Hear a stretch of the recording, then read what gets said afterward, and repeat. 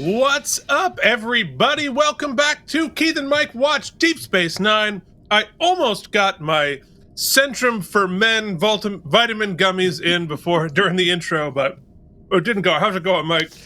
It's going all right, everybody. Welcome to a day late for our show, but we're just spreading things out a little bit. We're spreading the joy, Keith, as they say. It's definitely not that we're panicking to get ready to leave the world.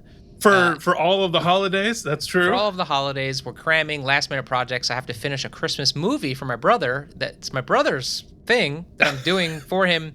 That literally got put on blast this morning. He's like, "How's it coming?" I was like, "You mean your thing? How's that coming?" God. I mean, it's a little bit, and folks, if you're not a patron, yeah, you'll see this eventually, but if you are a patron, you can immediately go and hear our interview with my older brother, Sean, Yes. The Emmy-nominated sound designer for Star Trek. Sean, when I used to do to him what your brother is doing to you with our Christmas cop-out CDs. Yeah. And so I was like, hey, Sean, will you engineer, record, and edit an entire album for me right before Christmas? To be fair, having now met your brother and part of the inner sanctum of his, both of your neuroses, he does do that stuff really fast. I thought you were fast, Keith, but we sort of just like float. I'll keep it vague because I don't want to, but he jokingly mentioned the movie I'm working, thing I'm doing for my brother. The cinematic achievement, Kurn Man Christmas. Got to be the biggest cheese off because I have to do it in like 3 hours, so it's gonna be fast. But anyway, he's like, you should make a spoof song of this other song and make it about Kurn Man. And I was like, I'm not gonna do that. And then literally like 16 minutes later, it was in my email box, and I was like, oh no. Yeah, and for musicians out there, is it in 4/4? No. Oh, no. Is it in alternating measures of 7/8 and 6/8? Yeah, it is. And is it perfect? Of course it is. I think it hits a 4/4 at one point. There's like four measures of 4. Anyway, it's crazy. It's awesome. Anywho, things are going well. I had to cram in last night. It was really cute. If you don't celebrate the holidays, you'll appreciate this. Jen wanted to watch a Christmas movie. She wanted to because she's been gone, so we only have a couple of days at our apartment that has been Christmasified. And to spend together. So she wanted to curl up by the little sad Christmas tree here, watch a Christmas movie, sipping tea and falling asleep with the fake fireplace playing. And I was all for that, Keith. And I said, you know what would be a great cuddle up and watch movie? Season 3, episode 17 of Star Trek The Next Generation, Sins of the Father. One of, I guess, the first appearances where Worf learns he has a brother. A brother, yes. Played by Tony Todd. And Jen was, being CEO Jen of the company, said, absolutely, let's do it. I feel like it is the sins of me that has turned your Christmas, you're perfectly innocent, two people who didn't know anything about Star Trek like 3 years ago. That is now how you spend a romantic Christmas with your wife, and I feel directly responsible, so I apologize. I actually have some thoughts I'd love to share on Sins of the Father, just kind of like generally, not about so much the plot as some like just aesthetic things, differentiating. So I was watching, so I know that they've upscaled on Paramount Plus, TNG. Well, they didn't upscale it. They went back to the actual negatives, rebuilt the entire show at full resolution from the 35 millimeter film. Oh, so this is not an AI. This is actually literally going back to the film. But it's still 4:3? It is still by 4:3 because they wanted to maintain the artistic choices, and also they weren't masked. So they would have to crop. I definitely got a download, but I'm not. It was clearly had been upscaled, so I wasn't sure if that. So I'm not sure if I was watching a fan project upscale or the Paramount up. It makes no sense. No, it was off the Blu-ray, so it was the upscale. Off the Blu, yeah, but it's actually high definition. Yes, it's just correct. at 4:3. So anyway, thoughts. Number one, it looked great. However, that being said, there is a distinct difference between shot 30 frames for video production versus 24 frames, even up to 30 on network presentation, shot on film. It just looks... No question. Deep Space Nine looks so much better. Of course, this was. I mean, we're looking at 4K. I just mean it looks so much more cinematic, is what I mean to say. Well, but the technical stuff that they're doing it's the same cameras, it's the same everything, but Deep Space Nine's lighting is so different than Next Generation, because Next Generation is lit like a Holiday Inn. Yes, maybe that's it. It just looks like, oh my god, I'm looking at like selfie camera. It's so bright. It's really, really bright. Yeah. Also, the design, I'm not going to chalk it up to whatever transformations Michael Dorn's done in the physical department, what his workout regime maybe evolved. But that aside, the character design of Worf from season 3 of Next Gen to what he looks like on Deep Space Nine is absolutely insane. His Pantene Pro V hair bob. I actually, because I started watching it in preparation for this, and I laughed out loud. The first time I saw Worf. I laughed out loud. And also, like, the carapace of his forehead is like 3 inches further out than it is when we see him. The hair, the whole thing, everything about Deep Space Nine's like just artistic design just works for me so much better. That all said, Jen and I both agree. And I imagine that Sins of the Father episode is like one held in a higher esteem. It's a good one.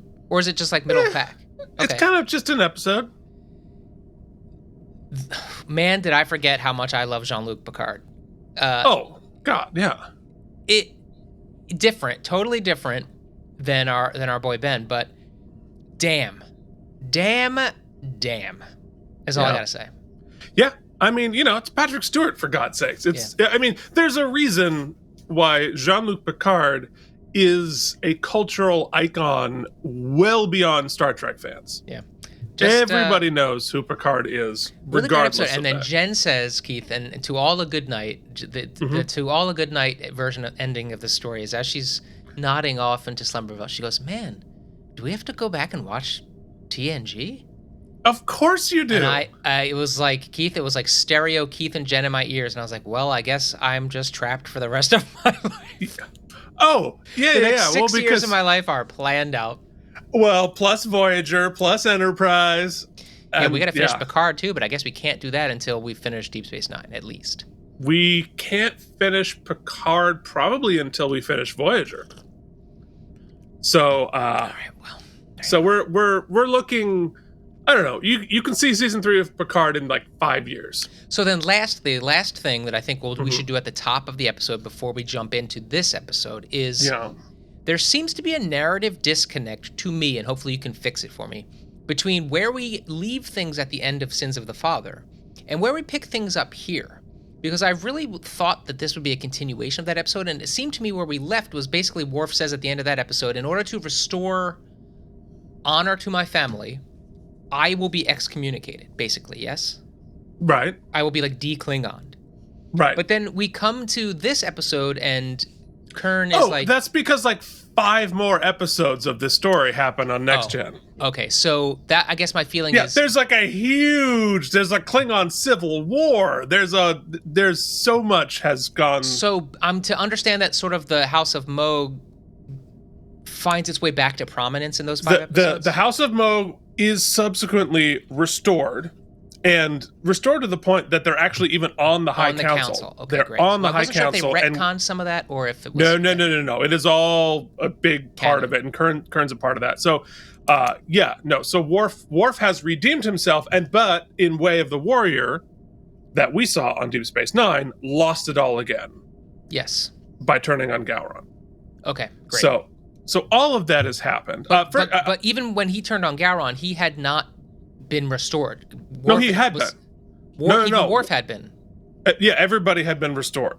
Okay. So he was a proud, honored member of the Klingon whatever. Thus, in fact, Worf would have been on the Klingon High Council, but he was in Starfleet, so he put his younger brother on the job. So then Worf's decision with Gowron was gigantic.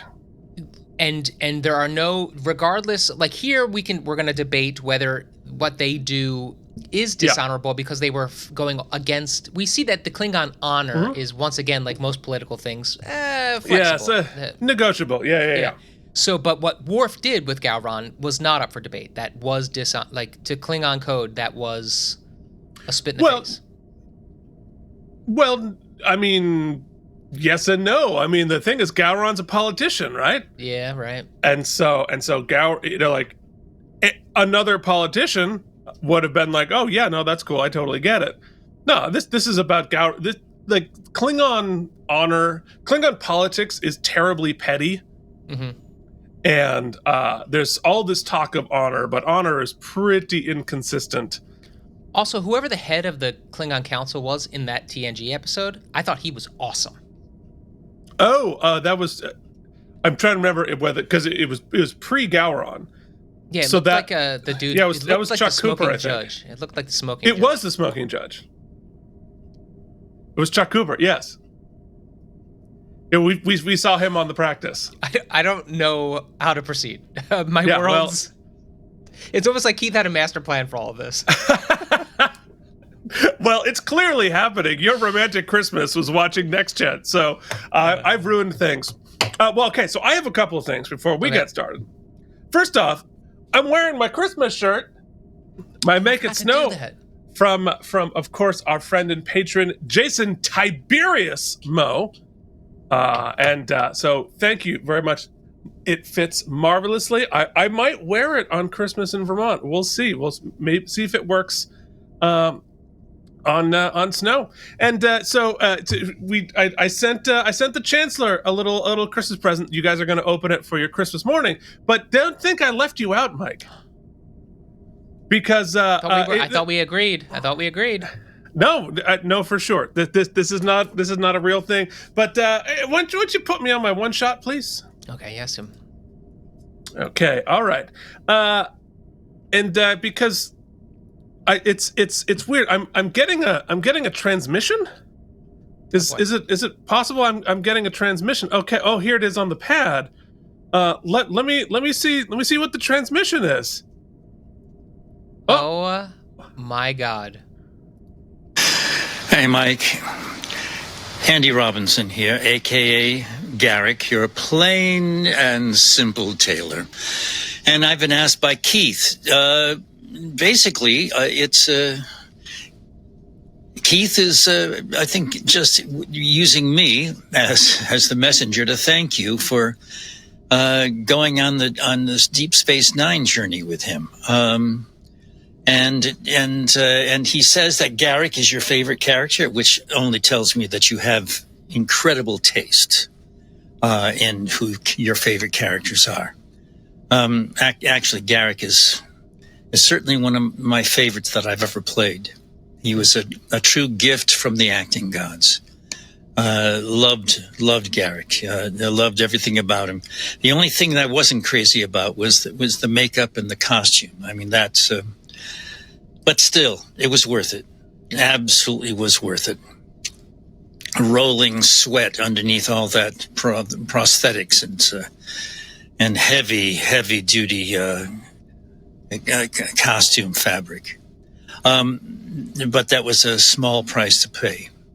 Anyway, so I hope you're having a great holiday season. Well, the holiday season is approaching. I mean, we've already had Thanksgiving, and the rest of it is hard fasts coming. So I wish you well, Mike. And I take care of yourself, and let me see, never tell the same lie twice. Or my favorite is the truth is just an excuse for lack of imagination. It took me a while to catch on to that one. I had to ponder it a bit, but it makes sense to me. Take care, my friend. All the best. Bye. Okay, so many thoughts. One, I can't imagine how many of these cameos these dudes pump out, right? Oh my God, and yet, insane. That absolutely feels measured, considered, performed. I mean, Mr. Robinson, touche. And Keith, big get for the show. I was wondering why the coffers of the K&M Empire have, between my DoorDash. No, unlike you, I am not skimming from the coffers. That came out of Keith Varney's coffers, not the K&M Empire coffers. Keith went down the list of everybody on on Deep Space Nine on Cameo and said, "Sort by cheap." I'm not saying that wasn't what happened. Just kidding. That was awesome, man. And what a gift to me and the channel, because anytime we can see a little extra Garrick, the better. I mean, yeah. I mean, our little show here now with 10% more Garrick. Yeah, so, and we've broken the main cast. We used on our previous show to be good friends with a one Miss Marla Sokolov, and now I have to say, friend of the show, Andrew Robinson. Yeah, he doesn't know it, but here he is. Yeah. Well, we're personal friends. He knows we go by. We're on a first name basis, me and Andy. 100%. Yeah, no, for sure. And he's excited that you're on the journey, as we all are. 100% my best Christmas present this year. So thank you. All right. Well, let us talk about a little Christmas present we get from you, the viewers. Oh no, Mike. I thought it was coal in your stocking. We practiced. Coal in your stocking. No, and that is your viewer ratings for last week's episode, Return to Grace. Here we go. Joshua Cronin gives it an 86. Jason Mogh gives it with a 65. Oh. Strong feeling. It's his least favorite episode of this season. Interesting. Jason, pretty liberal guy, but anti-Kira vaxxer. He doesn't like episodes where Kira's being vaccinated in the beginning. Okay, all right, there it is. Sorry, that was a long walk. I mean, goodness gracious, we went to the Delta Quadrant. All right, JD gives it an 85. Harry Pothead, 95. Thank you for that. Worf's big old boot shivs with an 82. Kevin Miles with a 92. And Son's deity is back, and he's got some stuff to say. He says, "Hey guys, I've missed a few weeks due to some real life stuff. Hope your real life stuff is going well. I got some myself. Really surprised the channel is scraping by without me, as are we all. Anyway, I hope it's okay if I just comment on the Homefront Paradise Lost duology, since I had previously saved my comments for the second episode. Then I'll say a few quick words about Return to Grace. You do. I don't really care about Crossfire. I give it 65 self-sealing stem bolts. I loved both episodes of the two-parter, and it did something which makes me love Deep Space Nine the best. It doesn't treat humanity as perfect, and it gives us a glimpse behind the curtain at what's really behind the saccharine veneer, and how quickly attitudes change in Paradise the second there's a real danger to it for it once. Again, the fact that this preceded 9/11 makes it even more impressive. The sense of paranoia and fear that comes across in the story really reminded me of those times immediately after 9/11. Yeah, damn right. And much like America, the Federation will never truly be the same again, as safe or accepting. Truly remarkable writing. Plus, Joseph Sisko is exactly what you'd expect from the father of Ben. I believe they're father and son every second they share the screen. 95 self-sealing stem bolts, and quickly, on Return to Grace, I love the episode. The Kira Dukat dynamic is one of my favorites on the show, and I could watch them verbally dance for hours. Me too, and have. This episode goes a long way towards framing Dukat as a man who does have a sense of personal honor and isn't a vile boogeyman, except sometimes he is. Great. The writers did a good job in having Dukat kill the Klingon crew. It falls right in line with his character and reminds us that Daddy Dukat is still Hitler after all.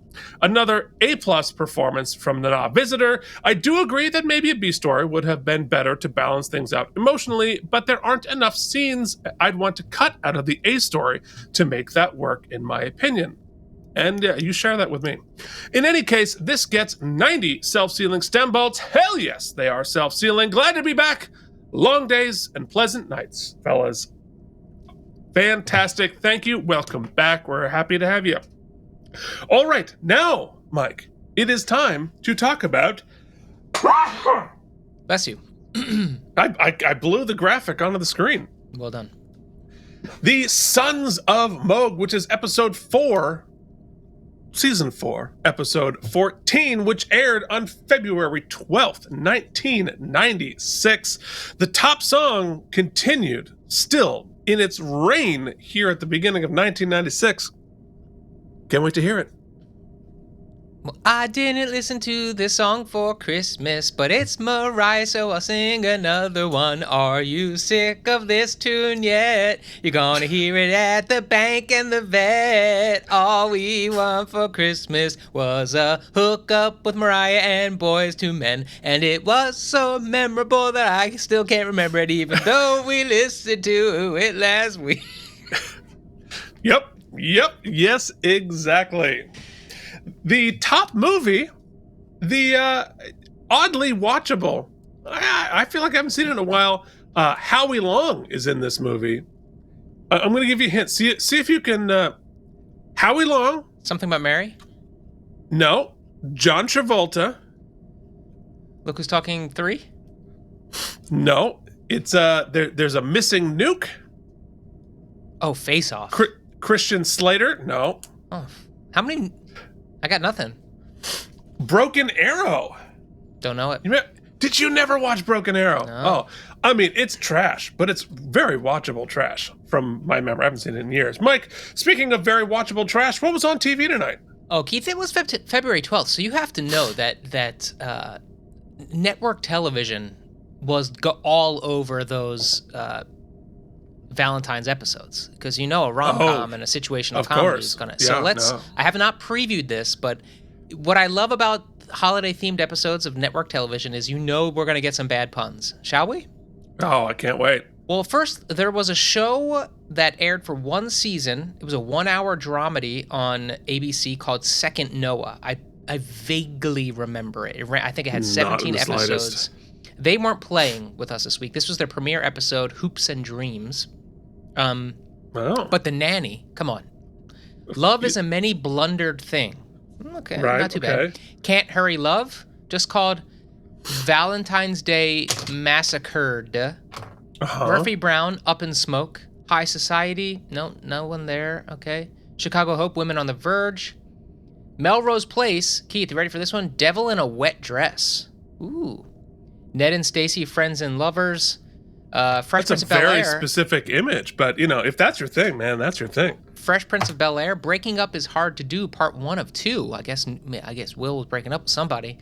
My Crazy Valentine in the House, Robin Cook's Terminal over as the movie, and Keith, as you're going to mention, of course, Star Trek Voyager airing the wonderful episode, I'm sure, Dreadnought, worked on by friend of the show, Sean Varney. That's right. This is season 2. He was definitely worked on the show.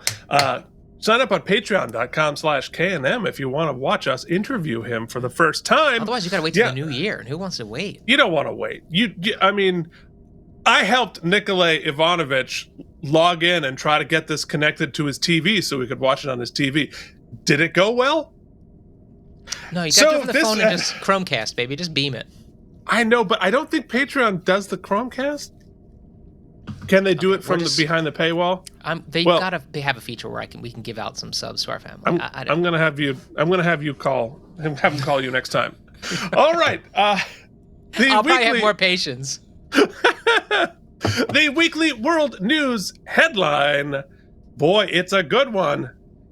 There's a fire on the moon. Somebody go and put it out, because if there's a fire on the moon, you know what it makes it? The sun. No, I don't know that there's science to back that up, Keith, but some say. Of the science from the weekly world news, I feel like that is pretty darn accurate. Is this a sign of the end times as prophesied in the Bible? Asks a picture of Dr. Billy Graham, who is thankfully dead. Yeah, well, there you go. All right. You've been waiting like 72 minutes here. We're going to talk about The Sons of Mogh, which was directed by David Livingston, who last directed Homefront, and written by Ronald D. Moore, who wrote many, many great episodes of Star Trek, including Sins of the Father, which we reference from Next Generation, which means it's time for a little segment we call Keith, waste your time. Oh, we nailed it once. Just once. So this is one you're actually going to get, because previously to like this last week, you'd only ever seen one episode of Next Gen, or only remembered one episode of Next Generation. I remember one very vividly. Yeah, and all the rest of them are gone. There's another one that I keeps coming back up, and it's very specific. So I'll share it with you, and you can maybe explain to me why I remember this. I don't know. It's Geordi, and he's on a planet, and he's basically like playing a video game. It's like he has access. He's like investigating where the camera took the picture, and he's trying to seek out this being that is like kind of hidden. Oh, and he's able to triangulate using the camera. Right, and then he turns into the alien, the Tarkalian 3 alien. Yes. We've done those figures. Because remember, we have the regular alien, Geordi, and then the see-through blue one. Are they they kind of take you over, right? Yeah, it's like a little virus on the planet that rewrites your DNA to turn into one of those aliens. Yes, well, there you go. But the only episode you reference every other episode is Annoying this Kid. one. Is Annoying Kid, and Worf gets killed by one of Cassidy Yates's barrels. Yes. So Kurn's request for Worf to kill him, in a sense, turns the tables on Worf. In the Next Gen episode Ethics, it was Worf who asked Commander Riker to take his life in accordance to the Klingon tradition after he was crippled by a barrel of oats. Riker refused after discovering that a close family member should normally be the one to perform the ritual. This is consistent with Kurn choosing his brother to do it in this episode. Continuity, folks. Michael Dorn commented that he thought this episode, Sons of Mogh, was probably the highlight of Worf's experience, or my experience, on Deep Space Nine. I thought it was a great show. It was handled very well, especially the end. I always enjoy working with Tony Todd, because who doesn't enjoy working with Tony Todd? I've told the story many times before. Met him at a convention when I was 11 years old. Sweet guy. When he was promoting Candyman, the first one. Nobody even knew what it was. The reboot of Candyman wasn't that terrible, but you know what it was lacking? Tony Todd. Yeah. Duh. You can't take the heart out of anything and have it still be beating. So no, it's freaking Tony Todd. Well, Mike, who is the beating heart of the Can-Am Empire? Oh, Keith. Well, I couldn't be happier that you asked. As a matter of fact, because this show, every episode, hell, the very ground we walk upon is funded by the patrons. Yes. The few, the proud, the patrons. We got Brian Gilbert, B.R. Sock, Casey Clark, Jason Moe, Joshua Cronin, Peter Bank, Andrew Hayes, Jorge Naveau, and the mysterious Worf's Big Ol' Boot Chiefs, Charles Babbage, Harry Pothead, CRM Productions, the aforementioned Nikolay Ivanovich Lobachevsky, Delusions at Noon, YouTube viewer James Hepper, JD Makes, Colin Dagan, Chris Mitchell, Pat Cronin, JD, and Lutz, and I think somebody else new is back again. Did you update the slide? Because I put it in. Oh, maybe I didn't save it. I don't think he saved it. So, and our new returning friend that I can't remember off the top of my head, Keith, and now I feel like hold on. It's coming. Wyatt Eldridge. Yes, Wyatt, welcome back. Wyatt took advantage of the fact that, as we said, you can get in on the Patreon at the low price of $1. It unlocks you the paywall stuff, which is me watching every episode of Deep Space Nine, interviews with Sean Varney and other fun stuff to come, and lots of new stuff we're planning for the new year. I'm getting back into some video game stuff, if that's your druthers. There we go.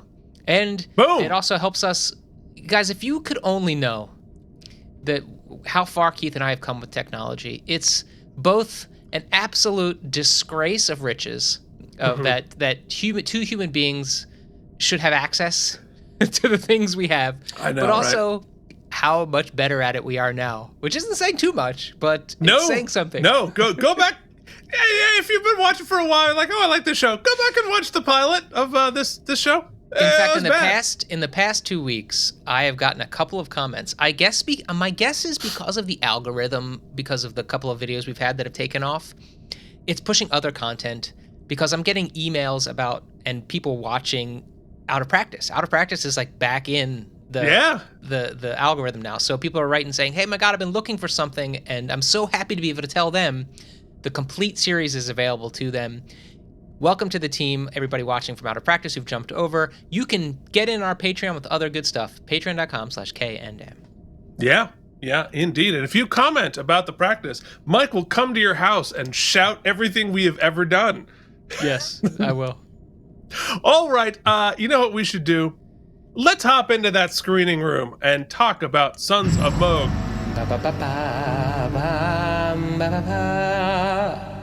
You know, Keith, I've returned on the watch-alongs to letting the whole theme song play again. I had been scrubbing through, and I had been shamed. You should be. You should be. We generally do a live to those Patreon folks. Keith's gone. I'm gone. Hello. Oh no, Keith.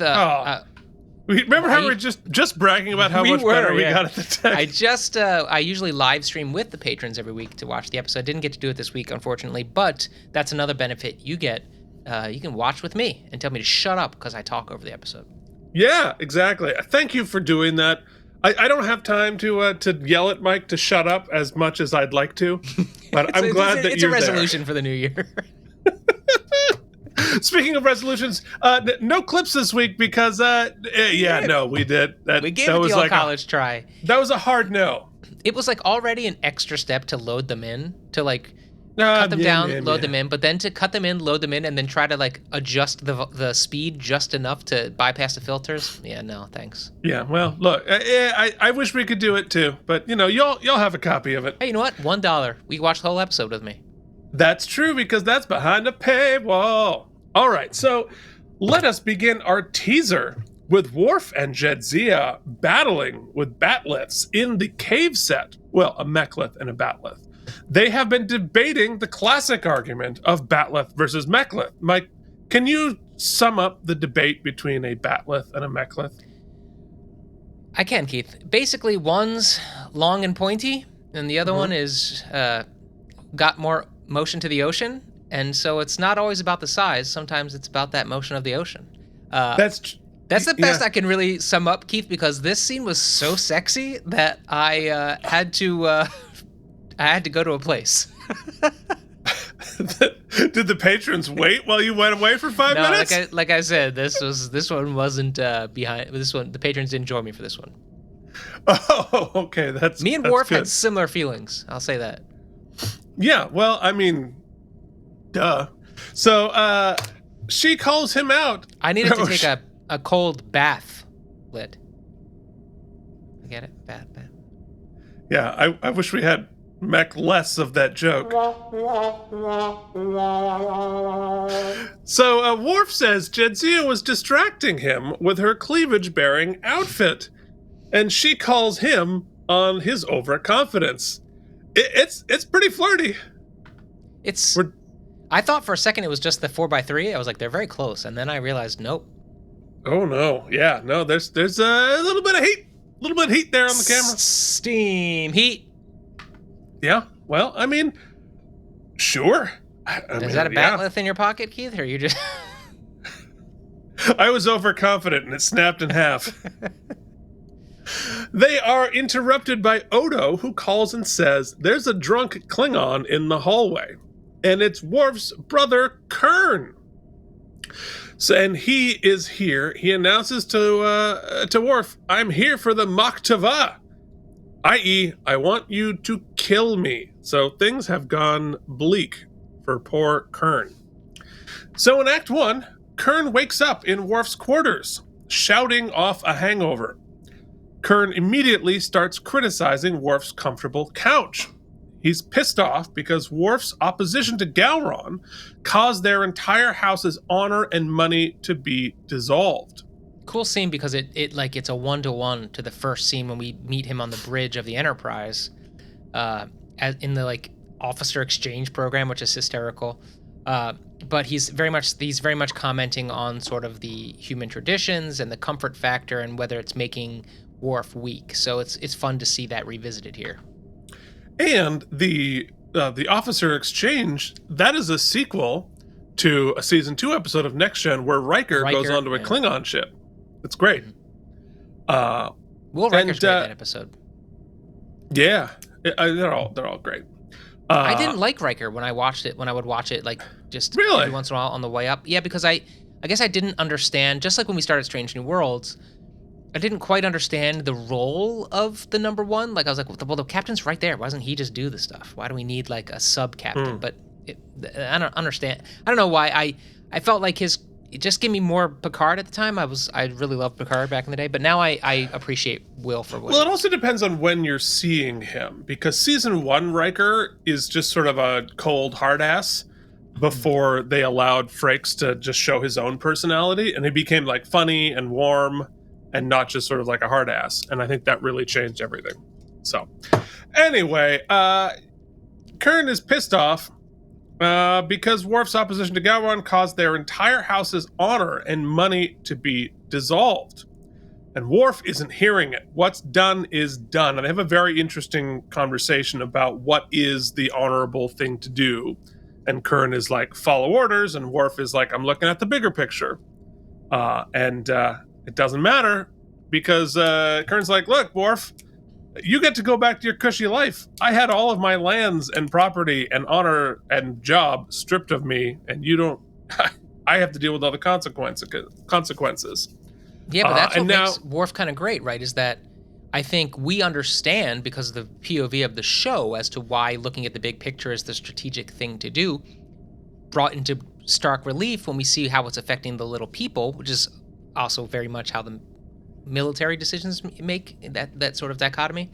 But also Worf having since we're going to have kind of a discussion about him losing his Klingon instincts, it's cool to see him kind of deal with both of those things here and make the decision he does about his brother, the choice with his brother here, right away. You'd think that that's going to play out for the episode, but no. It's like the first thing he does is say, okay, yeah, I owe you that. And Worf's motivations are always so complicated because, obviously the whole essence of the character is being torn between his Klingon background and his being raised by humans, his being a Federation and a Klingon, all at the same time. But also, like, Worf has his very own specific interpretation of honor. Mm-hmm. And most Klingons have a very rigid sense of honor, whereas Worf's has been influenced by his human upbringing and the Federation, so he has a more zoomed out concept of honor. However, and I think he behaves honorably, but there is also some level of selfishness to it. His like honor vanity has consequences for the other people in his life that he doesn't really bear. The consequences for the little people, like his son, his child. Or like, never mind. He was annoying. It's just so cool. Deep Space Nine is such an interesting thing where we deal a lot with, I guess, on other IPs or in other properties in this universe, we often see, here's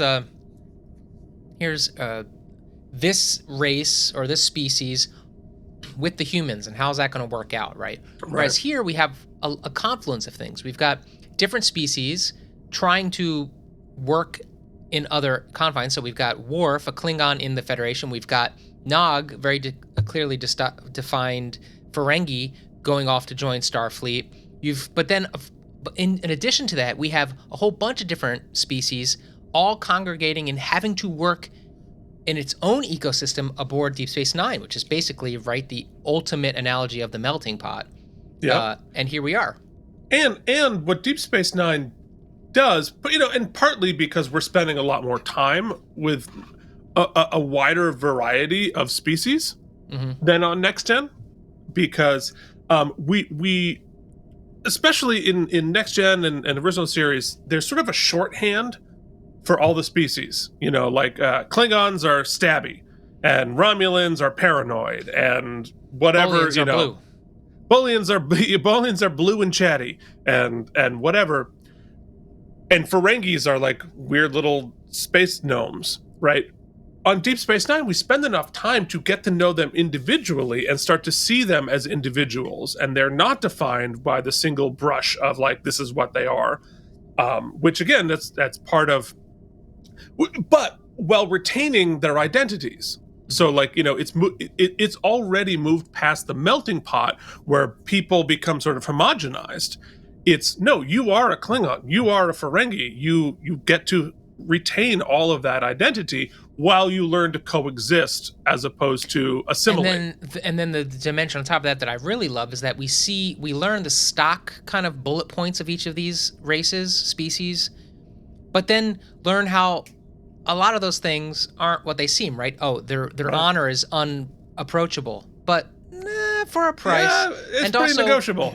Yeah. We don't always agree with their politics. We don't even agree with Starfleet's policies, and there's always bad actors amongst anything. It's really nuanced, and that's we say the word nuanced one more time. Baby. That's right. Deep Space Nine. That's why we're here. That is why we're here. All right, so Worf is not hearing it. What's done is done, but Kurn says, there's a way that I can get my honor back, and that is for you to kill me. And, that's Klingon beliefs. In the ritual, of course. Meanwhile... By the way, AI upscale does Klingon good. Oh, yeah. Oh, it's great. Meanwhile, Kira and O'Brien are arriving home on the runabout. Kira has been asleep for 7 hours. She's probably been banging the president. Hasn't gotten a lot of sleep. But there's also no sleeping quarters? They just sleep in like a reclining chair? Yeah, well, it's not a ship. It's a shuttle. So it's they're basically like on the van back from the airport. Yeah. So then there's an energy discharge just outside of Bajoran space. It seems like a cloaked ship just exploded. Then a Klingon ship uncloaks and says, "We're doing military exercises and piss off," at gunpoint. So Kira and O'Brien have no choice but to leave, but Kira is smart enough to scan on their way out. Something is weird going on with Klingons out there on Bajoran borders. So in Quarks, Dax comes up and asks where Worf is. He's late for their next makeout session while fighting with Batlets. And Quark's like, he just yelled at me buying some Klingon incense. I don't think he yelled at him as much as threw him across the room, if I heard him correctly. Well, it's a Quark story. It could be any number of things. But suffice to say, Worf is not in a good mood. And Dax knows something is up because Worf does not miss appointments. And Worf he's always in a bad mood. So we go to Worf's quarters, and he waves some incense at Kurn, and they begin the ritual. Meanwhile, Dax finds out that Kurn is Worf's brother and heads off with Odo for the rescue. Worf gets ready to stab Kurn and does, right in the chest. I remember the first time I saw it, I was like, oh shit, they're just gonna do it. That's exactly what I said. Because he didn't just symbolically stab him. He stabbed him directly in the heart. Yeah, no, I'm like, we are flat out gonna kill you. So I put a picture in there, I don't know, you have to pull it up, but the guy who got to design the ritual dagger wrote that he decided to have a double blade so that one blade extinguishes the physical life and the second blade sets him on the journey to Sto-vo-kor in the afterlife. That's awesome. So just the thought, and Sean was saying this in his interview about the sound, the amount of thought and effort that they the amount of thought and effort they put into the production of these shows is so far head and shoulders above what's done today. Yeah. And it's so hard to now watch any episode and not hear the beeps and the boops and the storytelling and the layering and even the things that distract you, right? You have to I'll give you a great example actually. First, Sins of the Father, Next Gen. Awesome stuff, really dramatic stuff, but I cannot not hear the squeakiness of the Klingon uniform. Yeah. When he's walking around, it's like squawk, and I was like, I can't take anything you're saying seriously. You're squeaking everywhere. Yeah. Well, and that's the sound from the... That's Foley, right? There's nothing you can do about it. I don't think it's Foley. I think it's the actual sound the uniform was making while they were recording it. Right. Meaning that they couldn't like cover it, or they don't have the AI. They didn't have the cleanup and it was still analog what they were doing, so they couldn't if it were 10 years later, they could throw it into Pro Tools and clean most of that up. But this was not something that was possible. But yeah, no, for sure. So Worf stabs Kurn pretty hardcore into the chest. with that face, and you see his like crazy like rib cage on his chest. We don't see the Klingon skin very often, but the Kurn action figure from Playmates has that. Sweet. So there's an action figure from this episode of Kurn. For those of you counting at home, we have shown it on the show. But then Dax and Odo arrive, and Dax beams Kurn to the infirmary, and Odo says, if he doesn't live, I'm charging you with murder. Yeah, got some splaining to do. And that's a pretty good act break. So we begin Act 2 in Sisko's office. Sisko, naturally, not having it. And he glares at Worf in his office with some great Avery Brooksing. He also... Dax... They did just a great piece of dialogue here that I thought was, good for his current state, but also helpful in the sort of grand scheme of Deep Space Nining, because even we have made note, just sort of as a trope for Ben, is that he's real kind of... He's got a long leash for a lot of these things. Like, hey, I got a suicide pact I got to go out on mission to do. I'll be back on Thursday. And he's like, all right. Or I've got to do this, or I've got to do that. We've got a Freaky Friday episode in the other room for a while. And he's like, all right, whatever. And here he's like, I've given you a long leash, but the premeditated murder of it all is starting to get a little annoying. And I was like, this is great stuff. Yeah, no, for sure. Dax says Kern's going to make it. And tries to explain the Klingon tradition. And Sisko's like, look, I want to be culturally understanding, and I have, but no murdering. Yeah. Worf, no murder. I see. I know that's how you celebrate Christmas, right? But we can't, you just can't have that murder statue in there. No murdering. Bad Worf, no murdering. So we go to the cafeteria because we needed to show that time had passed by being in a new location out of Sisko's office. But O'Brien and Kira then give what should be a wildly highly classified briefing to Sisko there in front of the tartar sauce. Yeah, and he's just like, yo, can a man have lunch? Well, I mean, it's fine. Just like, why is there having this conversation? Maybe instead of Kira taking a nap, O'Brien should have taken a nap. O'Brien, I could use a nap. That face is my face right now. In so many ways. So they don't know what happened with the cloaked explosion, but the Klingons are clearly up to something. And Sisko, like you said, is pretty damn tired of tiptoeing around the Klingons. So he orders the Defiant to investigate, and using the same lame excuse the Klingons did, which is just like military great, exercises. Yeah. Oh, we're just doing research. Yeah, which is a great sort of like fuck you back to the Klingons. So somewhere in production, someone got a memo that was like, you know what, we don't have time to really like scheme out what our awesome like bring somebody back from the dead stabbed in the heart machine's gonna look like. So like go crazy. And some production in the prop department was like, hell yeah. Did you say blank check? Let me go for it. Mission freaking accepted. Because after this episode, this is going in my man cave. It's awesome. This thing is awesome. So cool. Yeah. Completely unnecessary.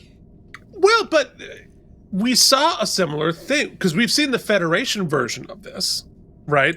On the Enterprise in the episode Ethics, where Worf was in a similar dealie. So, but this is a Cardassian version of it. But so it's basically the same thing, but this one looks hella cooler.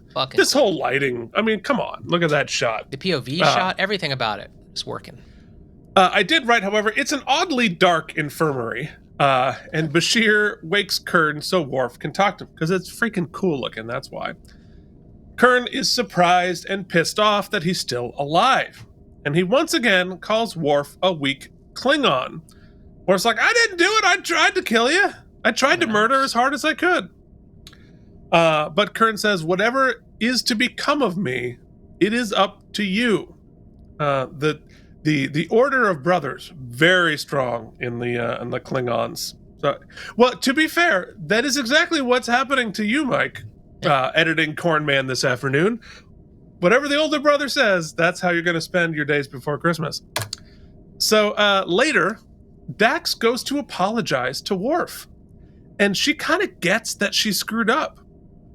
And so, which I think was an interesting turn for her here, realizing that, like, yeah, that might not have been the right thing to do, but Worf, coincidentally, understands that she was following her conscience, and that was an honorable motive, which dovetails with what he did that caused all of this. Mm-hmm. And so I really like them both doing a turn here on what happened. So they discuss what to do next, and Dax suggests having him stay on the station, perhaps as a Bajoran security officer. So Worf goes to Odo, who is skeptical and wonders if he knows how to use the stun setting as a security guard. A relevant question to a lot of, let's call them security forces these days. You should maybe it's also just a fun movie trope that's like, we got to get this person into the company. Okay, start him in the mailroom. You know. So yeah, can you imagine Kurn in a mailroom? This is for 3B. God damn it! Just trying to like slit his wrist with paper cuts the whole time. This isn't a zip code. But Odo agrees to give him a chance and says, "You are now in my debt, and I collect my debt." Interesting. Very odd for Odo. Like, just do a favor, man. Throw a chicken a bone. Yeah, but you know that old chestnut. Throw a chicken a bone, dude. Throw a chicken a bone. I don't know what the hell I was thinking. Hey, Bessie the chicken, who I've raised. Hey, have this bone. It's one of your mother's wings, but now it's roasted and delicious. Dude, I told you I just saw a bird come out of the sky the other night and just like get another bird out of a tree and just like slaughter it. And I was like, oh, I didn't know that birds killed that they're like homicidal. Oh yeah, well, I mean, I sent you clip of a hawk eating a squirrel like that. That makes even more sense to me. I just didn't know they went after their own. No, man, gotta eat. You know, if I were really hungry and there were little versions of you wandering around, I'm just saying, like with some barbecue sauce. I don't know. I don't know why you had to sauce me, but I'm pretty good and I'll notch her out. Oh no, you need some sauce. Like I'm not going in raw. Gross. Some honey mustard at least. Oh, I do like honey mustard. I've come to it late in life, but I do like it. Okay. Yeah, well, I've come to a lot of things late in life. All right, so it's Kern's first day as a security officer, and he's doing cargo inspections. And frankly, Odo's pleased with him so far. He's doing a good job. Worf comes in to check up, and Kurn seems to be handling the transition well. He hates his Bajoran uniforms, but he seems oddly accepting of his new fate. Almost enough to be a little suspicious. So on the Defiant, we see a shot of that includes the ceiling of the bridge, which looks really cool. Which I don't think we've seen. We might not have seen the ceiling quite to this extent, but I think it really ties the bridge together. Cool. I think it looks great. There's been a lot of low-angle shots from in this episode. Livingston likes that, which I do too. So there are clearly sets have scale, right? Use them, show it. Yeah. Well, now I think the reason they don't as much is that they usually fly the ceiling out so they can do lights. So when they do a tilt up and look at people, like, you know, the set guys and the light guys, like, oh, come on, it takes 3 hours to put the ceiling in. Can't you just shoot it from here? One shot, right? One setup. For one setup. Yeah. Right, exactly. So I'm sure it's a huge pain in the ass, but it's worth it.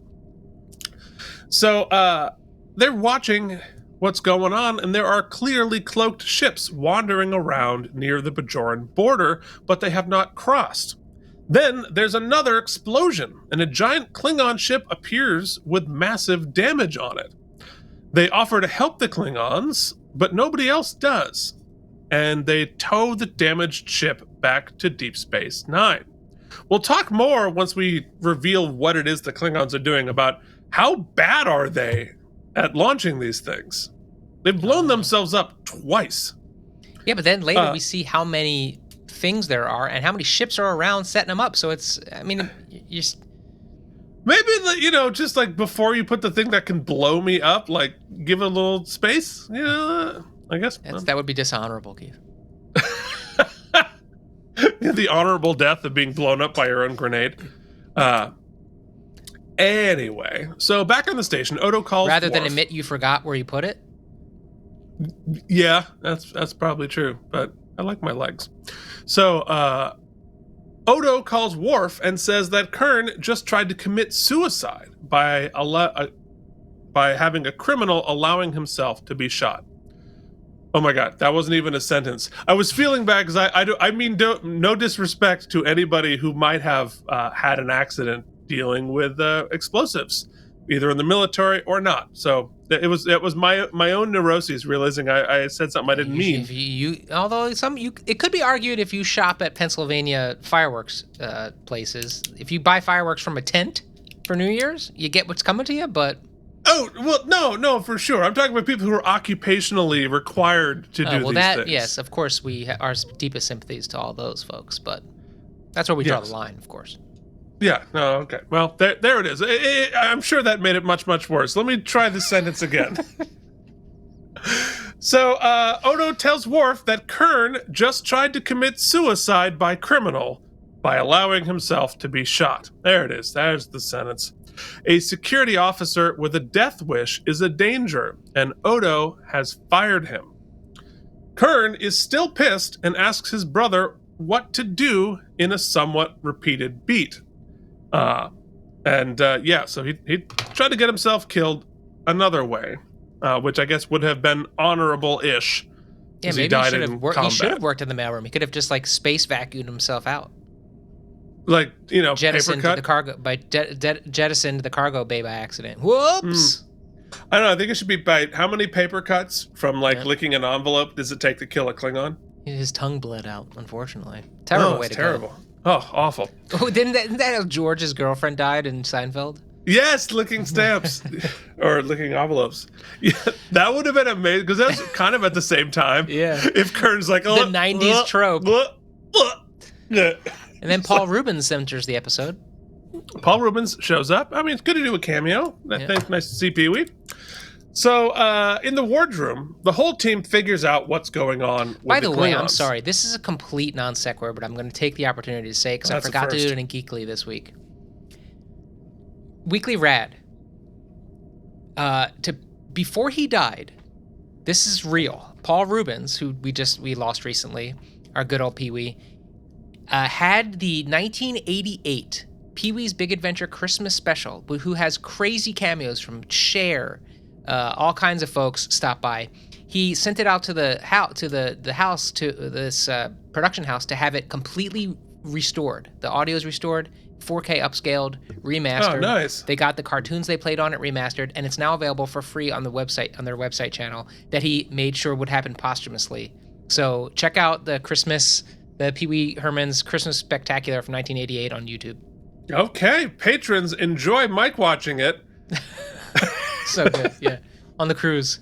We can only get enough internet to watch that. Yeah, exactly. So they figure out what's going on. The Klingons are mining the sector with a bunch of cloaked mines, which is an act of war, but they can't prove it yet. So that's not good.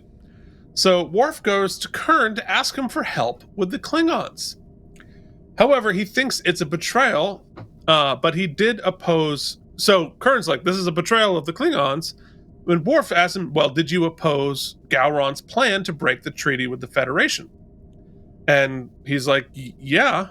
And Kurn knows that Gowron underestimates the Federation and that war is inevitable. And that if a war does happen between the Federation and the Klingons might not necessarily win. So Worf and Kurn get to Bashir's and get some help going undercover on the Klingon ship. They put on, some extra Klingon-y stuff. It still looks very much like Worf and Kurn, just Worf now has a battle scar, but whatever. They get onto the ship, and Kurn starts hacking to try to get the deployment plan of the mines. Then a security guard enters and catches them. Hold on a second. I gotta catch up.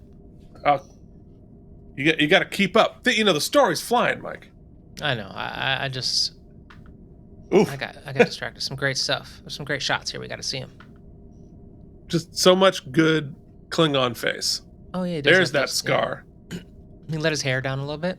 Did let his hair down. I mean, girl's got a party. All right, now we're on the very dark Klingon ship. Well, of course it's got to be dark. It's Klingon. It's got to be exciting.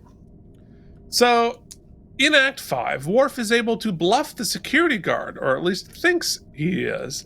Then Kurn shoots him anyway. Turns out the guard was not fooled and was going to kill Worf. And for Kurn, this is even more of a dishonor, because he's now just killed a Klingon warrior who was just doing his duty. Poor Kurn. They get back to the station, and now not only have the location of all the mines, but they have the detonation codes for the mines. And Sisko thanks them, but Dax knows he's still troubled. Worf thinks that Kurn is right, that he's gone soft because he didn't know the guard was going to kill him. He's lost that Klingon instinct. He knows he can never go back to the Empire, and the Federation is all he has. But Kurn doesn't have any of that anymore. What I love about this beat, and spoiler, I think it might be my favorite moment, best moment, is because of what the sort of thing, we were dealing a lot in Strange New Worlds with Spock and his dealing with being human and being overly human for a while and having his teen years or whatever, and sort of the emotional turmoil of that period of time running roughshod all over his psychology and his ability to do his job. Here we get to see the complete opposite, right? So yes, Worf has these big revelations, and whereas a human most of the time deals with this very egotistically and very much like, woe is me, how's this going to affect this, Worf sees it very clinically, right? And he's like, okay, I'm not feeling sorry for myself that I've lost my Klingon edge. I'm recognizing it as just like a matter of fact truth. And it means that those fantasies I've been having, I can actually put them aside now because it's not realistic. And I can't be trusted in certain situations to rely on that. And that is a tactical advantage for me because I know what tools not to use or to think I can rely on. And it also allows him the human perspective of an emotional empathy for his brother now, which is really so all of these things happening that are so mature and so what do we say often? Patreon.com/KNM. No. Competency porn. He's you asked what we say often. He's very intelligent here. He's very smart. Competency porn. I love it. It's very it's great beat for Worf. Yeah. So much good stuff for Worf. And I'll talk about it later. So Dax has a plan. And that plan is being sweaty in another Batleth fight, Keith? Well, get rid of the problem so then get back to Batlething. So Dax has an idea on how to kill Kurn without killing him. Well, we don't know what yet. On the Defiant, Kira sends out a message to the cloaked Klingons. I got the codes. Get out of the way, because we're going to start blowing up your minefield. They blow up one, and nothing happens. So they blow up a whole section, and this sends the Klingons running. I mean, boy, it's a bold diplomatic stare down we're having here. I'm going to save it for the end. So alone, a drunk brinksmanship. A lot of brinksmanship that Ben just kind of sanctioned. Take my biggest warship and go just do this brinksmanship, and it's cool. It's pretty ballsy for a B plot. So they alone, a drunk Kurn is once again considering suicide. But that suicide. That prop is so bad. That's a classic from Next Gen. It's the way he handles it too. It just there's no weight to it. It just looks cheap. It's not a good prop. Yeah, well, It puts is it what down a on the Klingon desk. disruptor It doesn't looks even like. clunk. It doesn't even clunk when it puts it down on the desk. Whoa! Don't you be criticizing the sound design. Look, sometimes it doesn't. It needs to clunk. Yeah, I agree with you. Sean and Jim were on Voyager at this point, so it's not. It was Tommy's problem. I mean, it looks like what were those like? Not Lincoln Logs. What were like the sticks you would stick together? Oh, start with a T, I think. Like Tonkin toys, Tonks and Tonks. Tonka toys. Tonka toys? No, Tonka like trucks. Tonka trucks was like Tonks and whatever. It looks like that. Yeah, whatever it was. Yeah. Well, it probably was. So fair. So anyway, suicide is not is considered a dishonorable death for a Klingon, much like if they were Catholic, it means you're going to hell. And he's like, well, at least I'll be with other Klingons. That is a very dark. I love their heaven, right? He's like, but if you commit suicide, I won't cross the river of blood. Oh yeah, into it's very Valhalla, right? Very Valhalla. Yes, it is. It is sort of Norse. Yeah. So Worf comes in and tells him to put down the disruptor, and they have an interesting conversation where Kurn says, "I wish we were raised together," and Worf agrees, and it is an interesting level of humanity there, dealing with siblings who weren't raised together. I think it's a very common thing. I don't know if you're Pixel Buster, if you can see, but in his left eye there, is that a tear or is from? Yep. Yeah, that's a Klingon crying. Sure is. It's Tony Todd, kids. Tony Todd. So they then go to Bashir and implement the plan. They are going to wipe Kurn's memory and surgically alter him and supply him with a new name and family. And this is a permanent solution. There is no going back from the memory wipe. Interesting point here. No, I'm gonna put it in wormholes and then let you defend it. Okay. So they do it, and Kurn is woken up by a family friend who is going to help him integrate his new life with a new story. Kurn doesn't remember anything, and he accepts the new story easily and doesn't recognize Worf. He asks Worf, "Are you part of my family?" And Worf replies, "I have no family." "Screw you, Alexander!" And Dax witnesses it all. This leaves Worf a chance to take a breath and walk through the corridors. And that is the episode. I think the most interesting thing about that scene, obviously Dorn's portrayal there is fantastic, but Dax's witnessing of it, I think, is very interesting. And also just like, what a good buddy, right? Like, Keith, what if I called you up and I was like, yo, my brother's been going through some stuff. I'm going to give him amnesia. Could you just like show up and pretend to be his family for a while and just adopt him and teach him all the ways? Teach him how to eat. Teach him his times tables. Well, you know, Keith and I talked about this. You're going to forget, but I watched a harrowing documentary, and I've forgotten the name and any details to give you. But it was, oh my god, what a great story! The 30-second elevator pitch of it is two twin brothers. One, I think, is playing hockey and gets hit in the head. Complete amnesia, like full amnesia. All he remembers is his twin brother. That is it about their upbringing. Interesting. So his twin brother, being a good brother, teaches him, like, refills all of the memories of their childhood, pictures, everything. His parents are dead at the time. Long story short, we find out their parents had sexually abused them their whole lives. And the brother gave him all the happy memories. He rewrote a fictional full life for him. And it was later in life the brother found out and was pissed and was like, "You stole away my..." And he's like, he made a decision to give him as a brother what my love wants to give you, save you the grief of everything I went through and all of my therapy and everything. It's fascinating, and I think on its face, seems like the altruistic thing to do. Ethical thing to do. However, scientifically, hey, if you really want to read a very dark book about childhood trauma, The Body Keeps the Score by Vanderkolk. So you don't think it's gone out of the ammunition like that? Yeah. That the effects of trauma affect you on more than just your memory. Your body remembers, even if your if your brain has blocked it or repressed it. I think that was part of the disconnect. I definitely told you about this documentary. You clearly did not watch it. I don't listen when you talk. Yeah.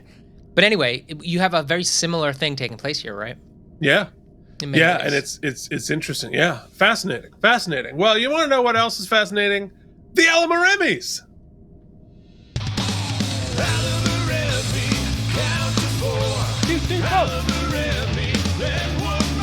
Five, 6, 7, 8.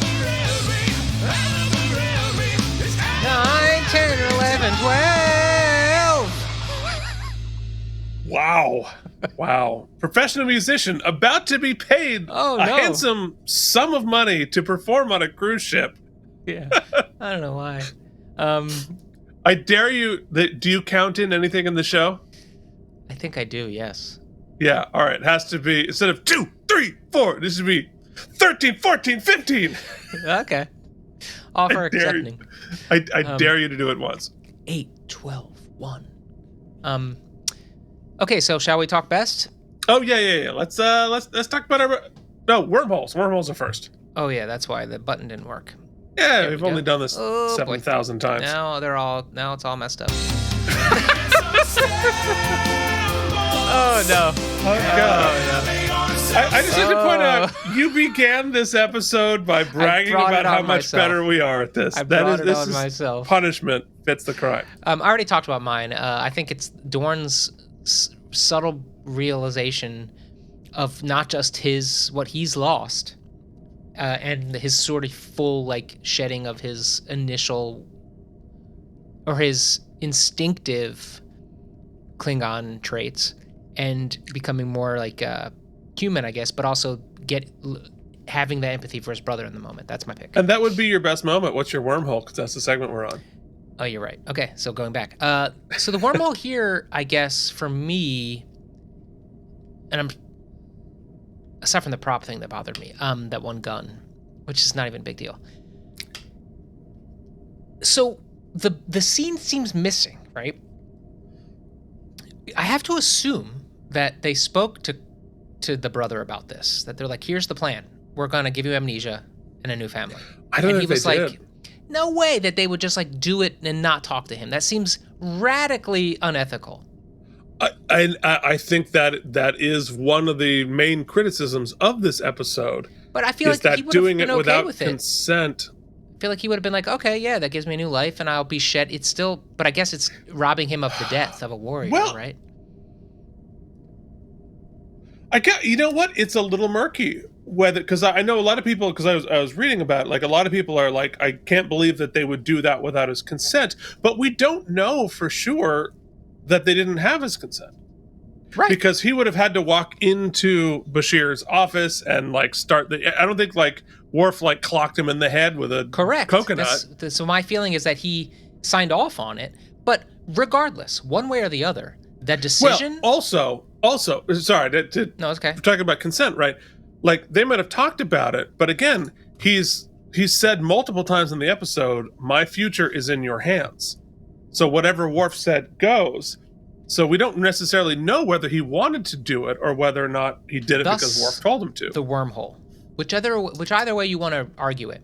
I don't think I think the exclusion of a scene where they decide one way or the other how this is going to proceed, because what we get is Dax offering that there is an idea, and then it being explained by Bashir, but at no point do we see there's be a great scene to be had with either Worf being like, we can't tell him, or the two brothers talking before this, which would make this last scene even more gut-wrenching. But regardless, its omission is not good. It's not a positive decision. It seems like a punt, if you ask me. I think I agree. I think the way I would push back on it is we're never really going to know what Kurn really feels about it anyway, because he's not in a healthy enough headspace to think clearly.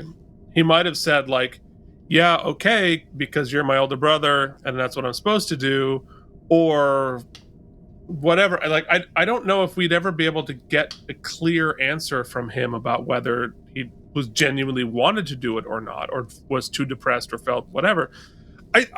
I think I agree. I would have liked to have seen that scene. And that's sort of going to be the flip side. Oh, all right, go ahead. One more. And this one is, I don't know where else to put it, so I'm going to put it in wormholes. And I don't want to come across flip, and I also don't want to come across overly sensitive here. But I will say this. Through the long lens of history, long lens of growing and our culture in some ways progressing, I know that there is a distinction between like being suicidal, right? And being suicidal in a more kind of Kurosawa type way, right? Like an honorable death, wanting to die because of like, there is a difference there, I think, in media and things. But at the same time, there are enough points in this episode where they portray him as just depressed, right? With the way his life is going, with his sort of lack of ambition, of a future, of a family, of the things that have befell him. So it's not just the honor-based stuff, or maybe they're tied to whatever it is, that it comes across that the could have started with some therapy before we wiped his brain. Just the sort of like the handling of sort of suicide as a general theme seems a little casual in some ways, under the lens of like kind of the way we know how pervasive it is for everybody. So I think this episode probably spoke to a lot of people. Well, and he makes a really, I think, also fair point of like, isn't it my choice when to end it, right? And I think that, and boy, have we not solved that. But this episode could definitely have benefited from Deanna Troi. But yeah, because I think there's also a distinction, Keith. I think, and we are not qualified to really have any of these, What are you talking about? You got a fancy hat, and I got a fancy shirt. But like, there's a difference between end of life conversations and being in a suicidal place, obviously. No, of course. I am profoundly in favor of people being able to choose end of life. At end of life. At end of life to make that choice, to make whatever decisions that they want. I think that's part of human dignity. However, at some point along the way, that's not true anymore, and that is a really murky, complex I don't thing. think this episode in any way wanted to like broach suicide. I think it was all just his aunt, like a very much ritualistic type of thing. However, it did enough, unintentionally, to make it sort of about that I felt like it didn't really handle it. They opened a can of worms and released them all over the station, but didn't really clean them up very much. Yeah. So those are the two things that kind of stuck out to me, really. But outside of that, it's a pretty tight episode. I can't speak to the clearly from the beginning of this episode, the through line of their relationship and all that, if it worked. So I leave that to you. Right. Yeah. I mean, I think that part of it tracks to me. I think Kurn is consistent in that, and so like all of that tracks to me. I think that for me, I agree with everything you said. The other side of the coin that I feel was underutilized was the B story, which is a kind of a really big story, and such a gigantic thing in terms of relationship between the Klingon, the Federation, the Bajorans, and like, why are they doing these mines? What is the ethics of cloaked mines? Like are they put in there to stop all transfer? They have to be turned on. So are they waiting for ships coming out of the wormhole? Then they turn them on. Like, what's going on there? What's going on? If the Klingon ships were able to accidentally trip them, and it seems like there's quite a literal shit ton of them out there, aren't they just kind of sitting waiting to people like people to run into, and it's just like, if you have to enable them, why did they enable them while they were wandering around in them? It's just like, what's going on there? Yeah. The brinksmanship between the Federation and the Klingons was handled really sort of quick. Also, how did we handle the fact that we did murder a Klingon person and like sneak on their ship and steal shit? Right. I mean, the heist of it all was sort of done in 3 minutes. That could have been a whole episode of stealing information. Point. The information that they got was like immediate and overpowering.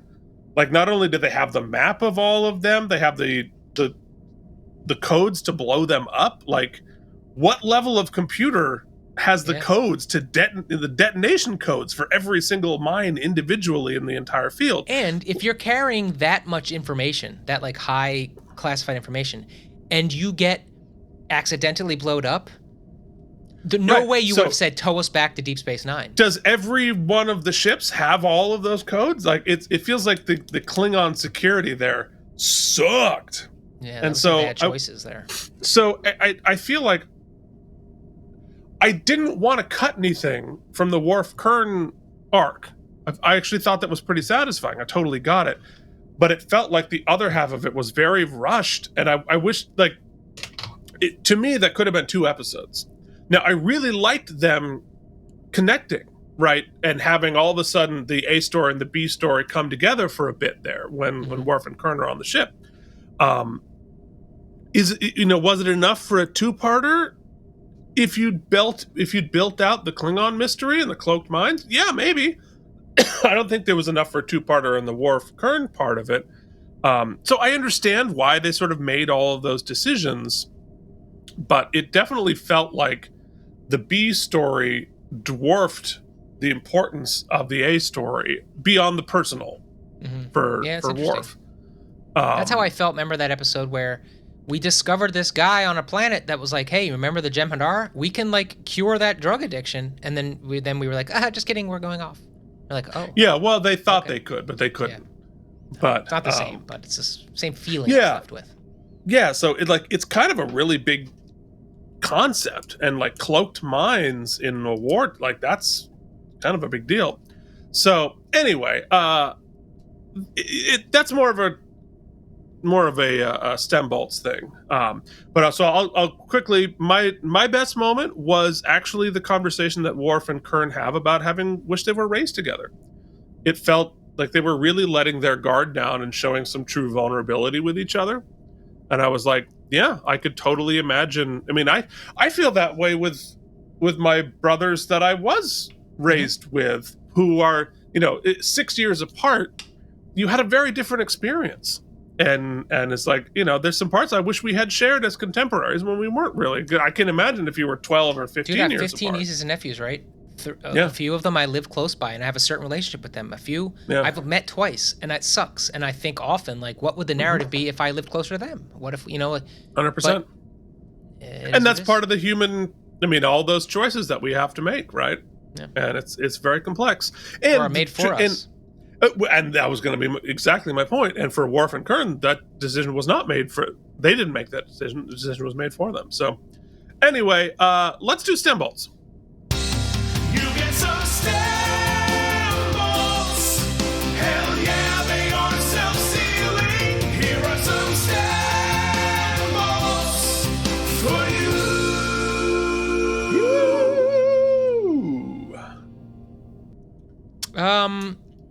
For the most part, I really, really liked this episode. I would agree. I felt like the plot lines were a little uneven. In fact, like you said, I actually feel like like you said, the B plot is really interesting, but felt like it had to then there was a lot of shortcuts in it, that contrivances that sort of minimize it, that aren't like the heist, the convincing Kurn that he should do this subterfuge felt really impactful, right? An end party to the conversation we're having in the A plot of like, honor versus duty versus what's right. There was a great conversation we had there, but it seemed to be a very short one. He's like, well, do you agree with what Garon did? And I was like, okay, well, I guess I'll just go along. But then there's a lot hidden behind just like, well, you're my older brother. I'll do whatever. Ultimately, I'll do whatever you ask me to do. When you're like, oh, okay. Anyway, so, and then also, like you said, the codes and the fact that Ben would just be like, yeah, take our biggest warship, our most valuable asset, basically, and just like go patrol space, potentially starting a war, potentially. But I think that was also a show of force.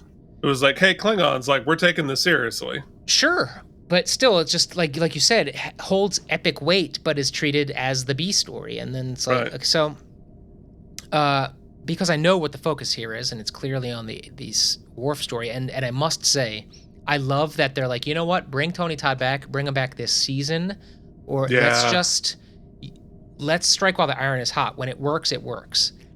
Additionally, clearly the chemistry between Dorn and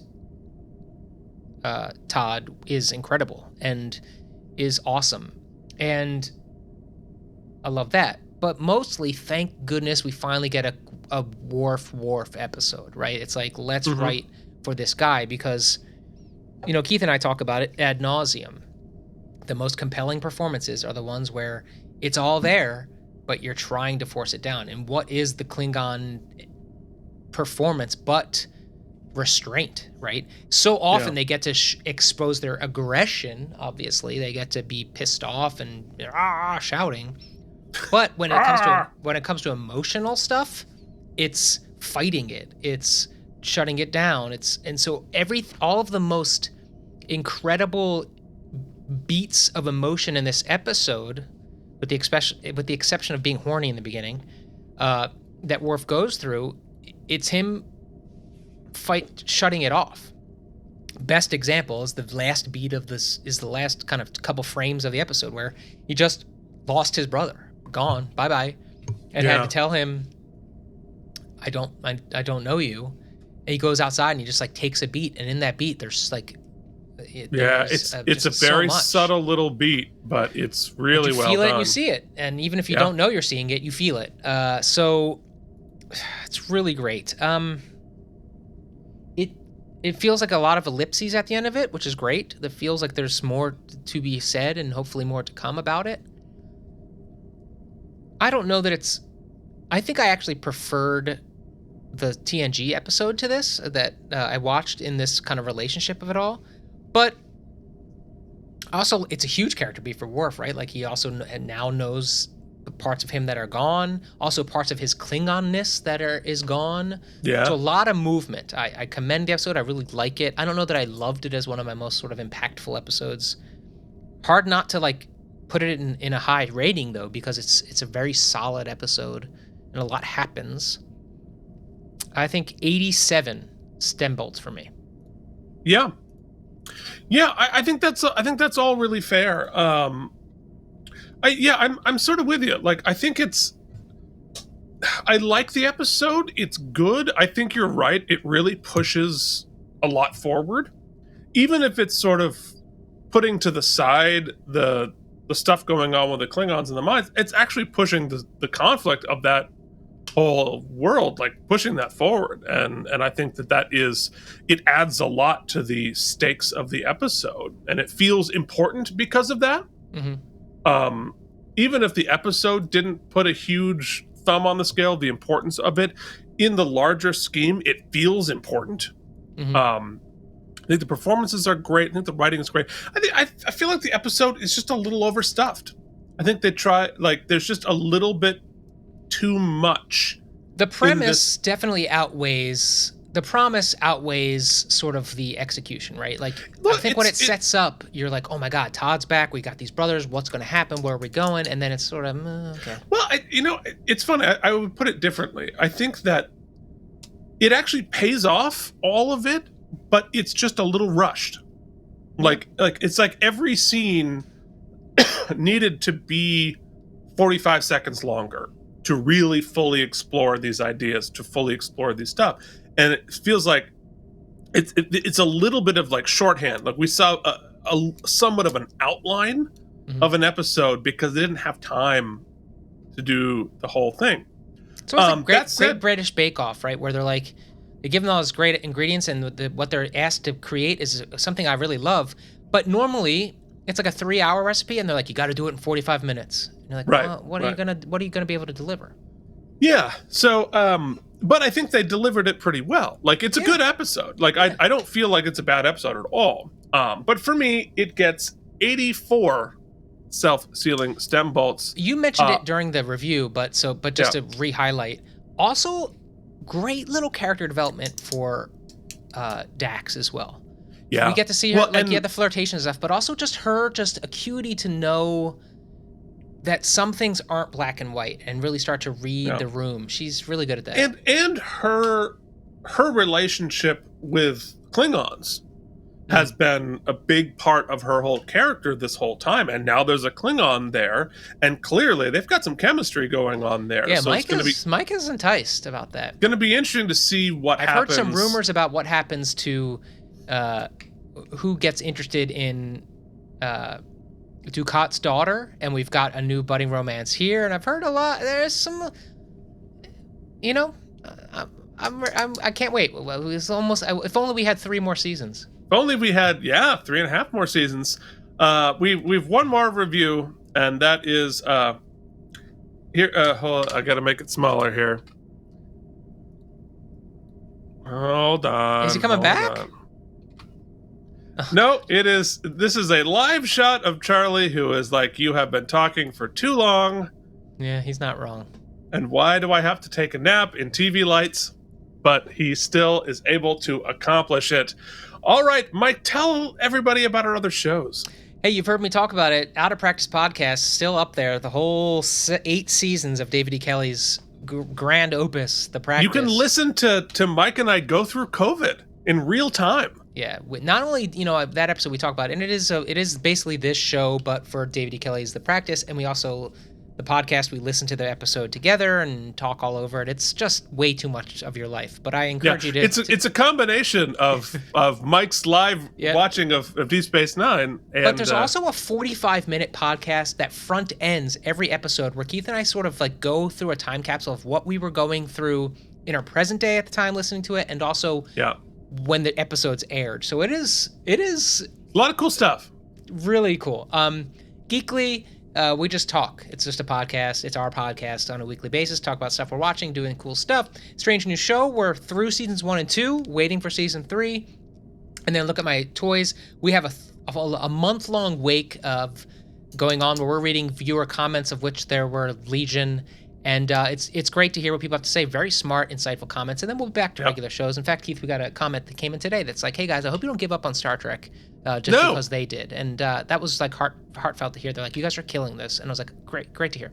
And, of course, Deep Space Nine and our Patreon.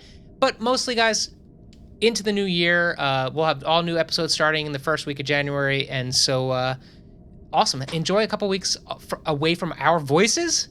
Oh, my God. And, that is truly our Christmas gift to you. Yep. And thanks for making the channel grow this year. Thanks for a couple of viral videos. And it's just been awesome. It's been a lot of fun. We can't wait to keep going. Yeah, it's been a really good year. We're excited for next year. Happy holidays to everyone who is celebrating holidays.